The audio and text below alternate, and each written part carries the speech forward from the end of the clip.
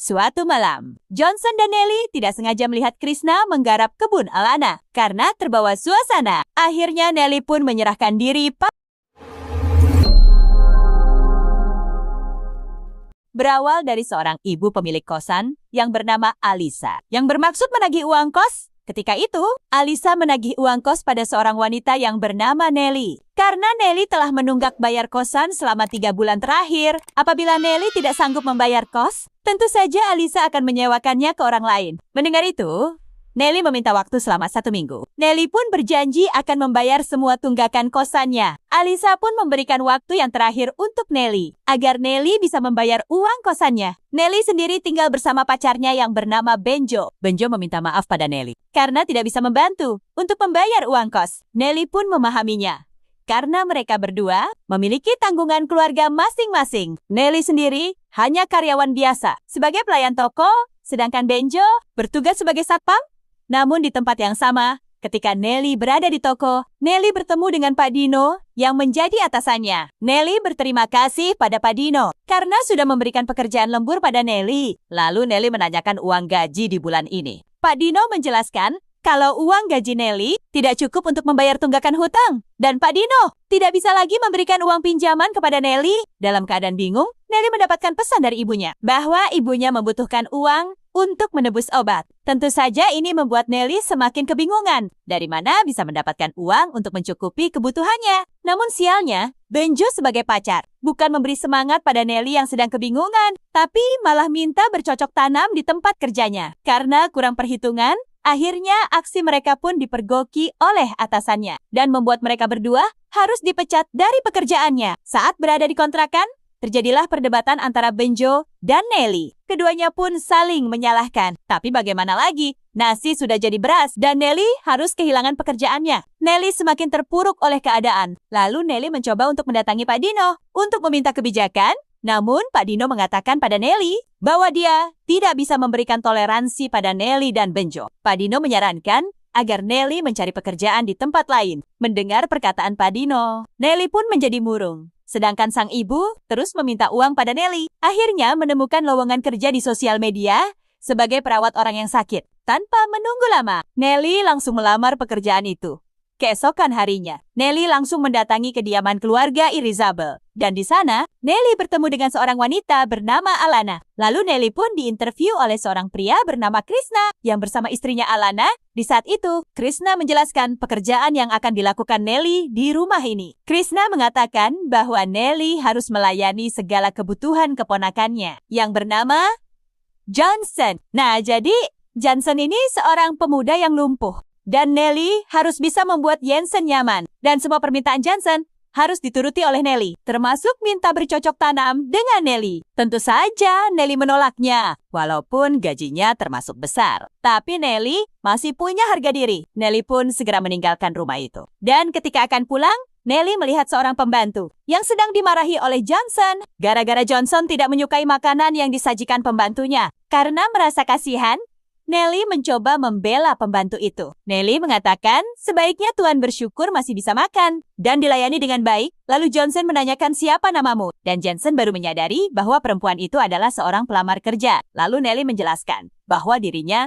hanya bisa melayani kebutuhan Johnson saja dan tidak bisa melayani lebih dari itu. Mendengar itu, hati Johnson tergoyah. Lalu Johnson meminta Nelly untuk bekerja di rumah ini. Dan Johnson berjanji tidak akan meminta yang aneh-aneh pada Nelly selama bekerja di rumah ini. Lalu Nelly segera kembali ke kontrakannya dan melihat Benjo yang berdiam diri, sedang asik dengan bermain game tanpa bisa membantu apapun. Akhirnya Nelly memutuskan untuk meninggalkan kontrakan dan mengakhiri hubungan bersama Benjo. Akhirnya Nelly kembali ke rumah Krishna dan tentu saja Krishna pun menerima Nelly untuk bekerja di rumahnya. Krishna dan Alana telah menyiapkan sebuah kamar dan Nelly tidak perlu mencari kontrakan untuk tinggal. Kemudian Johnson pun menghampiri mereka. Lalu Krishna meminta pada Nelly agar Nelly betah di rumah ini dan melakukan pekerjaannya dengan baik. Johnson pun menghampiri Nelly dan berjanji akan menepati janjinya bahwa Nelly hanya melayani kebutuhannya saja, tidak lebih. Keesokan harinya, Krishna dan Alana akan pergi, lalu menyerahkan kebutuhan Johnson pada Nelly. Ketika Nelly sudah tiba dan sudah bersiap dengan pekerjaannya, tampaknya Johnson tertarik dengan paras ayu yang dimiliki Nelly. Lalu Johnson mengajak Nelly ke suatu tempat yang dimana Johnson sering mendatanginya. Dan di sanalah Johnson dan Nelly saling bisa mengenal lebih jauh. Namun tiba-tiba Johnson berhalu. Andai saja dirinya bisa bercocok tanam dengan Nelly. Pada saat tersadar dari halunya, Johnson sangat malu karena Nelly sudah berada di hadapannya. Di malam harinya, Krishna dan Alana mengajak makan bersama dengan Nelly. Mereka berdua menganggap Nelly sudah menjadi bagian dari keluarga. Setelah itu, Krishna menceritakan tentang keluarganya. Johnson mengalami kelumpuhan setelah terjadi kecelakaan yang mengakibatkan kedua orang tuanya meninggal akibat tragedi kecelakaan itu. Untungnya, Johnson masih bisa selamat, walaupun keadaan Johnson telah lumpuh. Setiap hari, Nelly melayani Johnson dengan baik. Begitu juga dengan Johnson, yang mulai merespon segala kebaikan yang diberikan Nelly. Johnson pun tidak bisa membendung lagi perasaannya terhadap Nelly, bahwa dia telah jatuh cinta pada Nelly. Suatu malam, Johnson dan Nelly tidak sengaja melihat Krishna menggarap kebun Alana. Karena terbawa suasana, akhirnya Nelly pun menyerahkan diri pada Johnson. Sehingga mereka berdua pun langsung melakukan rapat. Suatu hari, Alana melihat kedekatan Nelly dan Johnson yang begitu akrab. Lalu Alana menghampiri Nelly, lalu meminta pada Nelly agar menjaga jarak dari Johnson. Dan Alana juga meminta agar Nelly sadar dengan dirinya yang hanya sebatas pengasuh saja. Dan tidak lebih dari itu. Setelah mendengar teguran dari Alana, Nelly menjadi tidak ceria seperti sebelumnya. Lalu Johnson bertanya, apa yang terjadi pada Nelly? Lalu Nelly meminta pada Johnson untuk menjaga jarak dengannya, karena Nelly takut akan tumbuh perasaan yang lebih di antara mereka.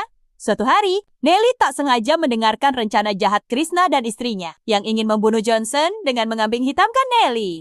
Mereka nekat melakukan ini, karena ingin menguasai harta kekayaan keluarga Johnson, dan rencana itu telah lama mereka rencanakan. Lalu Nelly menemui Johnson, dan mengatakan semuanya yang akan direncanakan Krishna dan Alana. Sebetulnya Johnson sudah mencurigai mereka berdua, dan insiden kecelakaan yang mengakibatkan orang tuanya meninggal. Itu bagian dari rencana jahat mereka berdua. Setelah itu, Nelly pun akan membantu Johnson untuk menjebak Krishna dan Alana. Pada suatu malam, Alana memanggil Nelly ke kamarnya.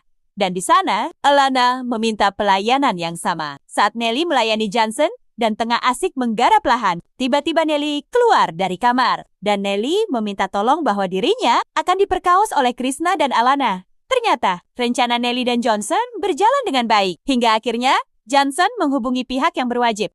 Dengan tuduhan tindak asusila pada Nelly, keesokan harinya, Nelly harus pamit kepada Johnson untuk mengunjungi keluarganya di kampung. Johnson pun memberikan uang tambahan pada Nelly. Johnson berharap bahwa Nelly akan kembali lagi ke rumah ini. Akhirnya, semua kejahatan telah terungkap. Hingga akhirnya, film pun selesai.